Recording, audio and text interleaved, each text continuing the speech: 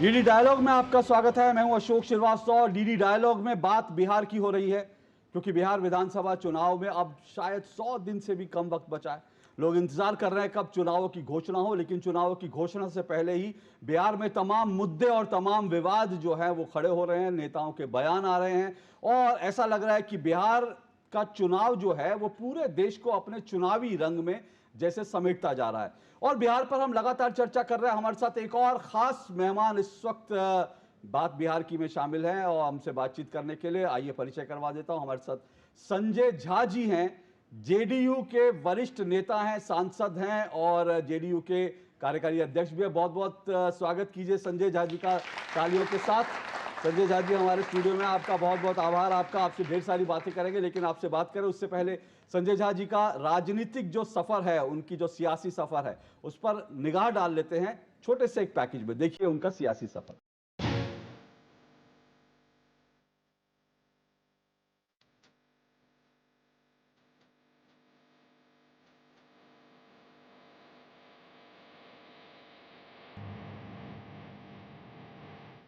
संजय झा मिथिलांचल में जेडीयू का ब्राह्मण चेहरा माने जाते हैं। ये उन चुनिंदा नेताओं में शुमार हैं जो संगठन और सरकार दोनों पर बराबर पकड़ रखते हैं।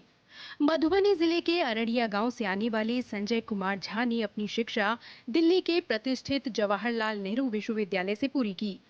पोस्ट ग्रेजुएशन के दौरान ही इन्होंने भाजपा से जुड़कर छात्र राजनीति में कदम रखा। 2012 में संजय झा नीतीश कुमार की पार्टी जदयू से जुड़े और 2014 में दरभंगा लोकसभा सीट से चुनाव लड़ा, लेकिन हार के बाद भी उनकी राजनीतिक यात्रा रुकी नहीं। विधान परिषद के रास्ते नीतीश कुमार कैबिनेट में शामिल हुए। 2024 में बिहार में नई सरकार बनने से पहले जल संसाधन और जनसंपर्क विभाग की जिम्मेदारी भी संभाल चुके हैं। 2017 में जब जदयू ने एक बार फिर भाजपा के साथ गठबंधन किया तो उसमें भी संजय झा की अहम भूमिका रही।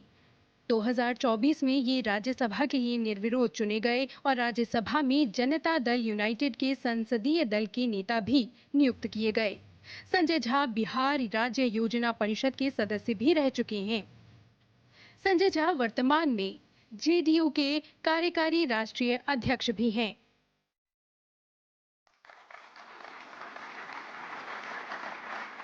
तो संजय झा जी का ये सियासी सफर था और इसीलिए हम कहते हैं संजय झा जी को वो दरअसल मिथिलांचल के महारथी हैं और नीतीश कुमार जी के सारथी हैं।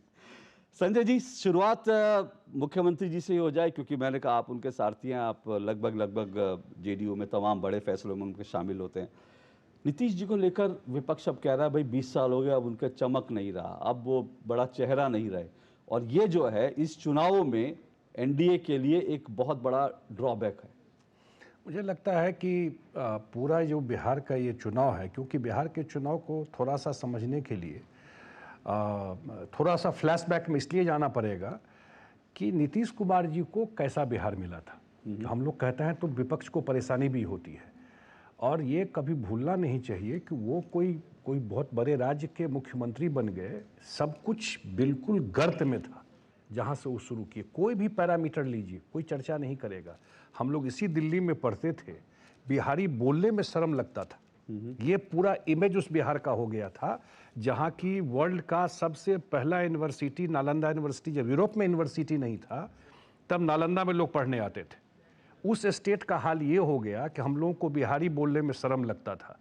वहाँ से नीतीश कुमार जी ने बिहार में काम करना शुरू किया। कोई भी पैरामीटर, रोड, बिजली, सड़क, पढ़ाई, स्कूल ड्रॉप आउट्स, इन्वेस्टमेंट, लोगों का कॉन्फिडेंस ही उस बिहार में नहीं बचा। किसी को बोलते तो बिहारी बोलने पर हंसता था। किसी को बोलिए कि बिहार में कुछ अच्छा होगा तो दुनिया को विश्वास नहीं था या देश को कि बिहार का भी कभी कुछ हो सकता है। वहाँ से शुरू करके आज बिहार हर एक पैरामीटर में, आज आप किसी भी पैरामीटर को देखिएगा, बिहार इतना बढ़िया काम वहाँ पर हुआ है 20 साल में। और सिर्फ एक आदमी, लीडरशिप चेंज होने से क्या फर्क पड़ता है, वो बिहार से बड़ा एग्जाम्पल नहीं है। एक ईमानदार काम करने वाला मुख्यमंत्री बिहार को मिला और नीतीश कुमार के प्रति प्रो इनकम्बेंसी है। आज भी आप सर्वे करेंगे, 20 साल बाद भी आप कह रहे हैं 20 साल के बाद, हाँ। आज भी 20 साल के बाद एंटी इनकम्बेंसी नहीं, प्रो इनकम्बेंसी है कि लोगों को लगता है कि अगला 5 साल बिहार के लिए सबसे क्रिटिकल है। क्यों क्रिटिकल है कि एक बेस तो नीतीश कुमार और सरकार ने बना दिया, लेकिन एक जंप बिहार को और लेना, जो टॉप 10 स्टेट में बिहार आए, संभव है। वो इस नीतीश कुमार के रहते हुए कि बहुत दिन के बाद बिहार को ये मौका मिला है कि केंद्र में भी बिहार का से है और बिहार में भी सरकार है। ये अपॉर्चुनिटी 20 साल में नहीं मिला था बिहार। आप लोग हर बार हर चुनाव में यही कह के एक और जंप लेते हैं कि भाई 5 साल और 20 साल बहुत होते हैं। तो 20 किसी साल भी में स्टेट काम को। हुआ ना, वही तो कह रहा हूं कि इसलिए आपको बेस बता दिया कि उस बिहार में गड्ढा ही था। अगर हम कहते कि इन्वेस्टमेंट लाते हैं तो 10 में नहीं संभव था। लॉ एंड ऑर्डर से लेकर के इंफ्रास्ट्रक्चर ठीक करना, 4 घंटा बिजली नहीं रहता था। आप 5 बजे शाम के बाद बिहार में, ये सब सच्चाई है। 5 बजे शाम के बाद पटना में नहीं निकल सकते थे। अभी मुख्यमंत्री जी ने विधानसभा में ये बात बोली, पत्रकारों की तरफ इशारा करके बोला, याद है। तो वो आप बार बार दौर याद दिला रहे हैं, क्या वो आपका इसलिए ताकि नहीं, दौर नहीं याद दिला रहे हैं, और इसलिए याद दिला रहे हैं कि इसको बनाने में बहुत समय लगा। और जो लोग घूम रहे हैं उसको खराब करने में साल भर में फिर वो बैक टू स्क्वायर लेके चले जाएंगे। वही लोग हैं जिनके कार्यकाल में ये सारा चीज मैं बता रहा हूं, जो बिहार का नाम लेने में शर्म लगता था। कौन लोग थे वो लोग? क्या लॉ एंड ऑर्डर एक बड़ा मुद्दा है? क्योंकि आज भी वहां पर मर्डर हो रहे हैं जो हमने देखा, लेकिन आप लोग कहते हैं कि भाई पहले जो होता था मुख्यमंत्री निवास के अंदर जो है लालू जी का राज था, तब बीजेपी के नेता और जेडीयू के नेता याद दिलाते कि भाई वो तो मुख्यमंत्री आवास में सब कुछ होती थी डीलिंग। सच्चाई है भाई ना, 20 साल लंबा टाइम हुआ। आप ही बोल रहे हैं 20 साल में बिहार में कोई जातीय दंगा हुआ, बिहार में कोई कम्युनल राइट हुआ, बिहार में बारिंग 1 2 दिन 4 दिन, कभी 20 साल में कि कभी बिहार में कर्फ्यू लगा। बिहार में जो किडनैपिंग जो होता था पैसे के लिए, 20 साल में कोई जान का कहाँ नहीं मिली। क्राइम तो दिल्ली में होता है और नोएडा में होता है, लेकिन जो भी क्राइम हुआ, भाई भाई में जमीन के लिए झगड़ा हुआ हो जाता है और एक दूसरे को गोली मार देता है। जो भी क्राइम हुआ है जिसकी बात हो रही है, वो क्राइम पुलिस डिटेक्ट किया कि नहीं, क्रिमिनल पकड़ा के उसी से जज करेंगे ना किसी को। क्या कोई पॉलिटिकल संरक्षण किसी का, कोई ऑर्गेनाइज क्राइम है? बिहार में लोग, वो जो गाड़ी रहता था उसको ब्लैक शीशा लगा के, आप पूछिए ना लोगों से। और बताइए ना, क्योंकि आज की जो पीढ़ी है उसको तो नहीं बिल्कुल, उसको तो आप लोग बार बार कहते हैं मुख्यमंत्री लालू जी के शासन लगा में के और राइफल निकाल करके रोड पे चलते थे। आज किसी की हिम्मत है पूरे बिहार में ये काम कर ले? कोई घूम सकता है? रूल ऑफ लॉ है। आप लोग बड़ा चढ़ा के तो नहीं बोलते ये बातें? अरे तो जमीन पे है ना, आप चलिए ना एक बार, चल के देखिए जमीन पर। आज 12 बजे रात में पटना में लोग निकलते हैं सड़क पर, ये तो फैक्ट है ना। वो तो आप जाके घूमिएगा, देखिएगा। एक लड़की, हम तो, मेरे लिए बड़ा आश्चर्य था, मैं इस बार देखा, मैं अपने गांव गया, अब मैं 11 बजे रात में जा रहा था, मैं देखा स्कूटी पे लड़की एक जा रही। अब ये सब बिहार में कोई कल्पना नहीं कर सकता था इस सरकार से पहले। हमको नहीं दिखता था कि कोई पटना में भी लड़की साइकिल चलाती थी। ये सब स्टोरी है 20 साल का। आज कोई गांव नहीं है जहां से 100-200 लड़की साइकिल चला के स्कूल नहीं जाती। ये साधारण बिहार के लिए बहुत बड़ा चेंज है ये सब। कहीं के लिए भी। आपने ये बात कही, इसमें कोई दो राय नहीं, नीतीश जी के ऊपर कोई उनके दामन पे दाग नहीं है, उनके ऊपर भ्रष्टाचार का कोई मामला नहीं, भाई भतीजावाद का उनका कोई मामला नहीं। लेकिन अब ये कहा जा रहा है, क्योंकि विपक्ष ये कहता है कि अब नीतीश जी, मैं उस शब्द का बहुत डेरिवेटरी शब्द है जिसका इस्तेमाल करते हैं, मैं समझ, देखिए ऐसा है। हाँ, वो कहते हैं कि अब जो है चीजें हो रही हैं, को कह रहे हैं कि दामाद आयोग बन गया है, पूरी तरह से भाई भतीजावाद शुरू हो गया। तेजस्वी यादव साहब, भाई भतीजावाद शुरू हो गया भाई। पूरे बिहार नीति 20 साल से यहाँ थे, और उससे पहले केंद्र में अटल जी के सरकार में मंत्री थे वो। 25 साल का उनका ट्रैक रिकॉर्ड है। विपक्ष तो यही सब बोलेगा। आज तक कभी सुने हैं उनके परिवार से डिस्टेंट रिलेशन से कोई कहीं राजनीति में? अब इससे बड़ा एग्जाम्पल तो नहीं हो सकता।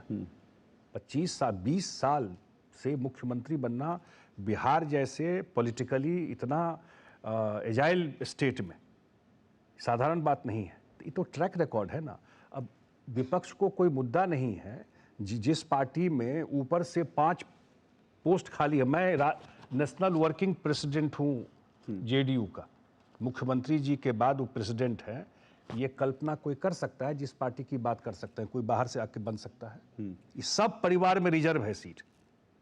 नीतीश कुमार जी ने पार्टी बनाया ना कि आप अपने काम करके अपने उससे आप कहीं कहीं पहुंच सकते हैं। ये है जेडीयू, नीतीश कुमार जी की पार्टी। मैं यहाँ बैठा हुआ हूँ।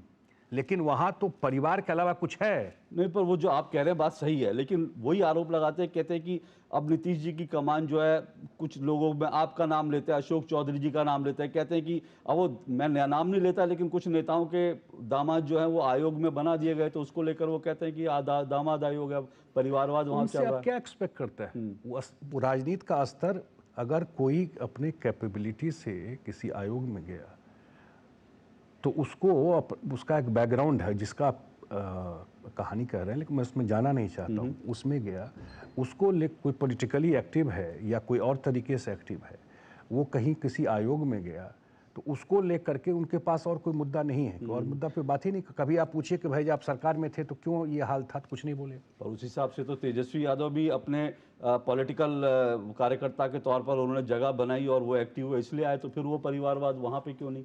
नहीं, ये तो आयोग और एक पार्टी को लीड करना, वो तो अकेले हैं क्या? वो पूरा परिवार है। कोई लोकसभा में है, कोई लोकसभा का चुनाव लड़ता है, एक भाई कोई मंत्री है, आगे और लाइन लगा हुआ है। तो परिवार की ही ना पार्टी है वो, मैं ये कह रहा हूँ, परिवार की ही पार्टी है। लेकिन मैं तो अपनी पार्टी की बात कह सकता हूँ। हमारे पार्टी में खास करके हम लोगों ने तो किसी परिवार के लोग इस, हाँ, परिवार में ही कोई अपने मेहनत से कहीं पहुंच गया, अलग बात है, लेकिन उस पार्टी में आप देखिएगा, इसके अलावा माँ बाप भाई बहन, ये पूरा वो पोस्टर भी देखिएगा तो पहले 5-6 वो दिखाई पड़ेगा, उसके बाद ही कोई शुरू होता है। पर एक चीज अब ये डिमांड हो रही है कि उनके बेटे, नीतीश जी के बेटे निशांत जी, उपेंद्र कुशवाहा जी ने बाकायदा ट्वीट करके लिखा कि बड़े भाई निशांत जी को अब आना चाहिए, संभालना किसी चाहिए। की सलाह की जरूरत नहीं है। पर आपके सहयोगी हैं वो तो। अरे भाई, कहा ना, हम लोग कहाँ किसी को एडवाइस दे रहे हैं उनको अपने पार्टी में क्या करना चाहिए। जी। जेडीयू नीतीश कुमार जी ने अपने खून पसीने से बनाया है, ये उनकी पार्टी है और आज वो नेता है। उनके नेतृत्व में हम लोग 2025 का चुनाव लड़ेंगे। आज भी बिहार के सबसे सम्मान्य नेता, रिस्पेक्टेड लीडर नीतीश कुमार जी हैं। आज भी मैं कह रहा हूँ, कल भी वो मुजफ्फरपुर में थे। हमको लगता है कि 20 साल का उनका रिकॉर्ड निकाल लीजिए, जितना उनका यात्रा रहा है बिहार में। पहले पटना में ही सब मुख्यमंत्री रहते थे, वो जाकर के गांव और जिला में रहना शुरू किए। उसका असर ये हुआ, जानना जरूरी है कि जो प्रोजेक्ट है अगर इम्प्लीमेंट हो पाया, क्योंकि मुख्यमंत्री फिजिकली वहाँ पर जो खड़े रहते थे, तो उससे चीज़ें स्पीड अप हुई। बिहार में तो सब कुछ खत्म कर दिया ना, ब्यूरोक्रेसी भी ऐसे ही हो गया था। तो जब खुद मुख्यमंत्री जाके खड़े हो गए तो चीज़ें स्पीड अप हुई ग्राउंड पर। तो आज वो एक्टिव है और काम कर रहा है। कल इस पार्टी में क्या होना है, किसको आना है, कौन आगे बढ़ेगा, कौन पीछे रहेगा, ये कॉल नीतीश जी को लेना। जब समय आएगा तो लेंगे, लेकिन एज ऑन डेट, मैं आज की बात कर रहा हूँ, ही इज द लीडर, वही इस पार्टी के लीडर है, वही सर्वमान्य नेता है, और आगे इस पार्टी में क्या होना है वही तय करेंगे। ये सही है कि सबका सुझाव लेते हैं, फीडबैक लेते हैं। पर यात्रा तो अब राहुल जी भी कर रहे हैं, बिहार में आ रहे हैं। राहुल जी को बिहार से क्या लेना देना है? बिहार को 1% भी जानते हैं वो? ये 5 साल में कितनी बार बिहार गए हो? बिहार के लोगों से क्या मतलब है उनको? अब चुनाव आ गया है तो यात्रा करने वो पैंट शर्ट पहन के पहुंच जाएंगे, तो उससे क्या लेना है बिहार को? इतना दिन सत्ता में रहे तो क्या किए बिहार के लिए? आज बिहार अगर 15 साल का हम लोग कार्यकाल कहते हैं, वो सिर्फ आरजेडी नहीं था, उसमें राहुल गांधी जी की भी पार्टी थी। अगर जंगल राज था, कोर्ट ने कहा, तो कांग्रेस भी सरकार में हिस्सेदार थी। आपका मानता है उसके लिए कांग्रेस भी बराबर 100%? कैसे नहीं है? तो सरकार की पार्टी थी, पार्टनर थे उस सरकार में, सरकार में उनके मंत्री थे। अच्छा, चुनाव की बात में जब आते हैं तो इस सबसे बड़ा मुद्दा अभी जो है, पटना से लेकर दिल्ली तक, वो एसआईआर बना हुआ है। और वो अब सुप्रीम कोर्ट ने भी कहा कि जो लिस्ट आई है कि भाई जिसको कहा कि भाई इतने लोग मृतक हैं, सुप्रीम कोर्ट ने कहा है कि 15 लोग ले आएंगे अगर, तो फिर हम इंटरवीन करेंगे। तो मुझे लगता है कि ये मुश्किल आने वाली है आपके लिए। ऐसा है, संविधान का किताब लेके घूमने से तो आप संविधान नहीं समझ जाइएगा, उसको तो खोलकर पढ़ना भी पड़ेगा ना। संविधान ने चुनाव कराने का अधिकार किसको दिया है? चुनाव में से पहले वोटर लिस्ट का रिवीजन करने का अधिकार किसका है? इलेक्शन कमीशन का है कि नहीं? चुनाव से पहले लोगों का डेथ होता है कि नहीं होता? रिवाइज होगा कि नहीं होगा? मृत्यु जिसकी होगी वो रिवाइज होना चाहिए कि नहीं होना चाहिए? एसआईआर देश में पहली बार हो रहा है क्या? बिहार में SIR 2003 में भी हुआ। रिकॉर्ड पे डाल दीजिए पूरा फैक्ट्स। 2003 में किसकी सरकार थी वहां पर, और उस समय भी 1 महीने का समय दिया गया। आज कहते हैं ना इतना कम टाइम कैसे, आज भी 1 महीना है।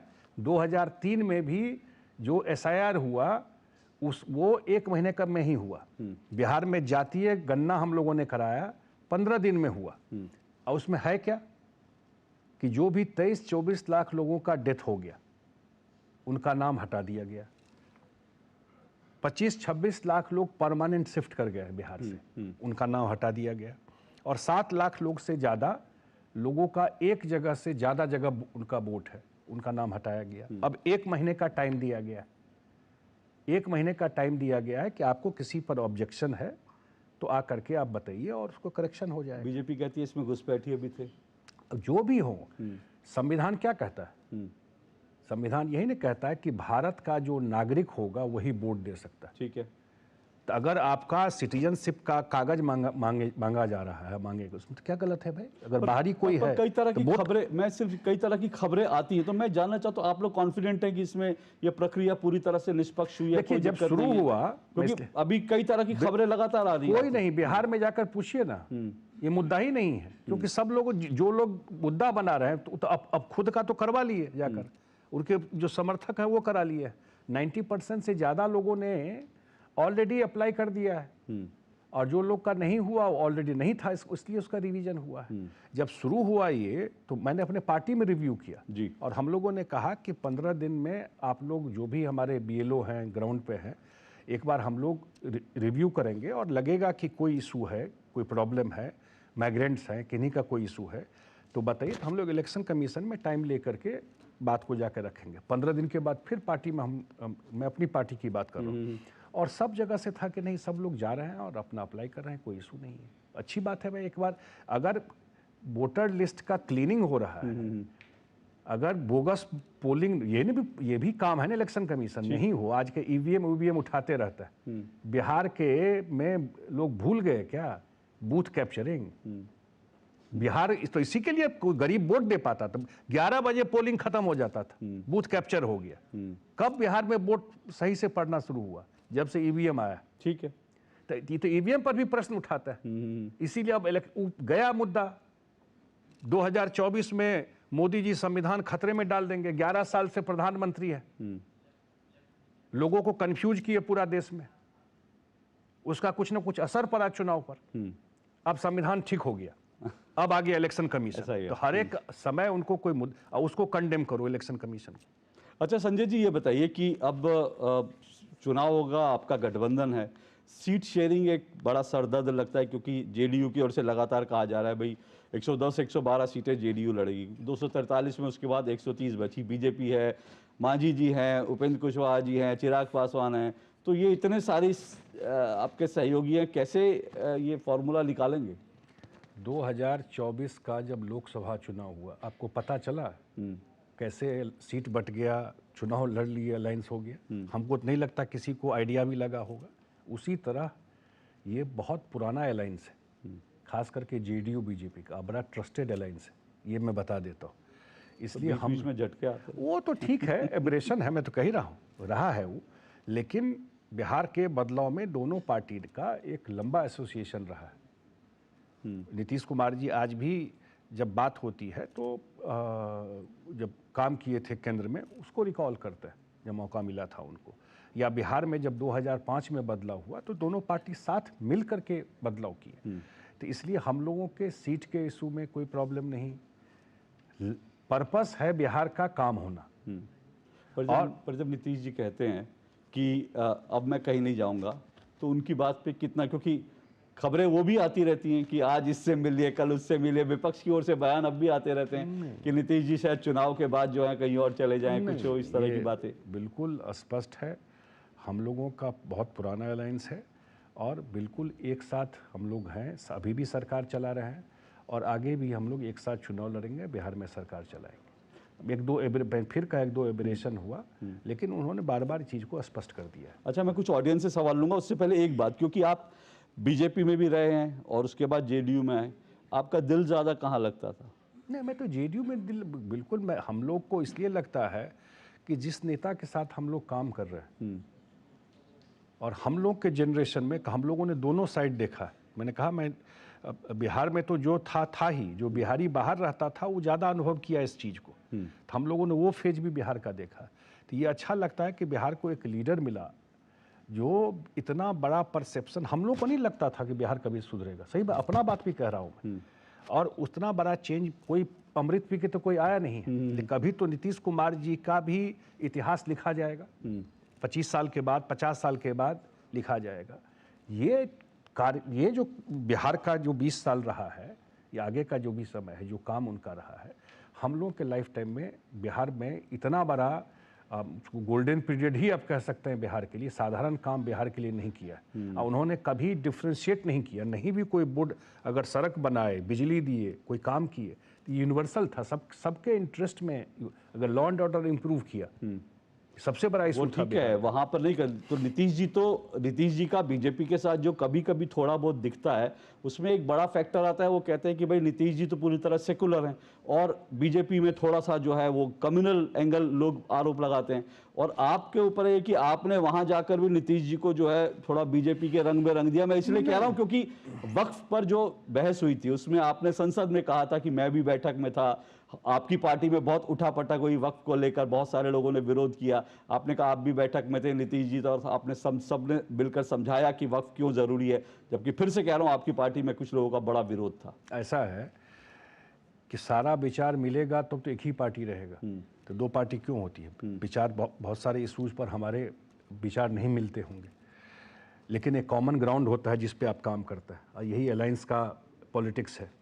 लेकिन जहाँ तक वक्फ की बात है, वक्फ में आप ईमानदारी से बताइए कि वक्फ पे प्रॉपर्टी में जहाँ भी है, मैं तो बिहार को देखता हूँ, कितने गरीब लोगों का फ़ायदा हुआ है। पर्पस तो वही ना था, वक्फ करने का मतलब है उसी कम्युनिटी की बात मैं कर रहा हूँ जिसके लिए वक्फ होता है, उसके लिए चैरिटी के काम के लिए दिया जाता है। हम लोग तो पटना में देखा है कहाँ मॉल बन गया, कहाँ बिल्डिंग बन गया। जब मिले लोग, मैं मुख्यमंत्री जी से, मैं भी साथ था वहाँ, उस कम्युनिटी के जो भी लीडर थे, और मुख्यमंत्री जी ने साफ कहा कि जो भी मुद्दा है उसमें आपको जहां, ये पहली बार तो संशोधन वक्फ पे हुआ नहीं था, ये होता कि पहले भी संशोधन हुआ कि आपको जो लगता है कि ये सब पॉइंट इसमें ठीक नहीं है, लॉजिक के साथ आप दीजिए, हम लोग बिल्कुल सरकार में बात रखेंगे। उस जेपीसी में हमारे मेंबर हैं, वहाँ पे बात रखेंगे। कुछ उनके कंसर्न थे वो रखे और उसको सरकार ने एडजस्ट किया। आपने सपोर्ट किया, उसके कारण मुस्लिम वोट आपका नीतीश कुमार का कहीं जाएगा नहीं तो छिटकेगा। लोग ये कह रहे हैं कि भाई मुस्लिम नाराजगी हो सकती है। वोट की बात मैं नहीं करता हूँ, मुस्लिम वोट की हिंदू वोट। हम लोग तो अपने काम पर आज तक जो वोट मांगने गए हैं, 20 साल का ट्रैक रिकॉर्ड है। और ये नैरेटिव नीतीश जी ने बदला बिहार में कि हम लोग अपने काम के बल पर वोट लिए आज तक, जात के बोल पर, धर्म के नाम पर। मैं फिर कह रहा हूं, जो नीतीश कुमार को नहीं भी वोट देते हैं उनसे भी बात कीजिएगा तो कहेंगे काम तो यही कर सकते हैं। चलिए, आपने कहा तो मैं कुछ ऑडियंस से ही बात कर लेता हूं। कुछ ऑडियंस से सवाल आएंगे। जी हाँ, मेरा प्रश्न ये है कि हम सभी जानते हैं कि जो नीतीश कुमार हैं वो भी पूरी तरीके से बिहार में छाए हुए हैं, लेकिन आपको क्या लगता है कि इस बार अगर जेडीयू अपने दम पर अधिक पार्टी पे वोट्स लेकर आती है, अपनी सीट कमाती है, तो वो बीजेपी के साथ छोड़ देगी? हम लोग तो बिल्कुल स्पष्ट है ना कि एक साथ चुनाव लड़ रहे हैं और एक साथ सरकार बनाएंगे हम लोग। उस तो बड़ा अलायंस में तो बड़ा स्पष्ट है ये चीज़। अलायंस में तो स्पष्ट है, खैर बीजेपी भी कहती है, लेकिन लोग कहते हैं कि भाई चर्चा है कि भाई बीजेपी अगर जेडीयू की सीटें कम आई तो बीजेपी चुनाव के बाद कोई उलटफेर कर सकती है। नहीं। 2020 में हम लोगों का 43 सीट्स था और बीजेपी का 74 सीट था, बड़ा गैप था ना। और नीतीश जी ने बिल्कुल ऑफर कर दिया बीजेपी के लीडरशिप को कि आप अपना मुख्यमंत्री बना लीजिए। अच्छा, नीतीश जी ने कहा था बीजेपी को? मैं आपके सामने बोल रहा हूँ।